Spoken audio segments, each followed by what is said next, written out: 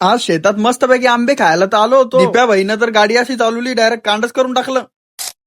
तर आज होती आपल्या ब्लॉगची सुरुवात अशीच म्हणजे आपल्याला जाणवत आज मावशीच्या घरी. मग रस्त्यानं चाललोच होतो तर हनुमान दादा दिसले. मग हनुमान दादाचं दर्शन वगैरे करून लगेच निघालो समोर जाण्यासाठी. मग दीप्या भाई म्हणे आपल्याला नाश्ता करायचा म्हणे, चाल म्हणलं मग हॉटेलमध्ये. मग आलो इथं समोर हॉटेलमध्ये, त्याला मारली ऑर्डर, त्याला म्हणलं उद्या म्हणलं 2 रगडे. मग आता मस्त पैकी आता आम्ही रगडा दाबून घेतो, तुम्ही तर लोक लाईक अँड फॉलो करून घ्या बरं. मग रगडा वगैरे दाबून लगेच निघालो मावशीच्या घराकडे जाण्यासाठी. मग आलो मावशीच्या घरी, इथं मावशीच पोरग पाहत होता, एक सिरियल पाहत होतं. मग त्याला म्हणलं बो सिरियल नंतर पाय, चाल म्हणलं आपण पहिले एकदा वावरातून चक्कर मारून येऊ म्हणलं, काही कैरी गिरी खाऊ म्हणलं. मग आम्ही चौघा लगेच निघालो वावराच्या दिशेने. मग काय मग टाकली वो पांदीनं गाडी, पांदी एवढी खतरनाक होती, पाहायचंच काम नाही. म्हणलं बा पडलो नाही पाहिजे आता, पण जे व्हायचं ते झालंच ना. आणि या दीप्या भाईनं माझ्या मनातले शब्द ऐकलं आणि जे करायचं ते करूनच टाकलं, पाडूनच टाकलं वो खाली.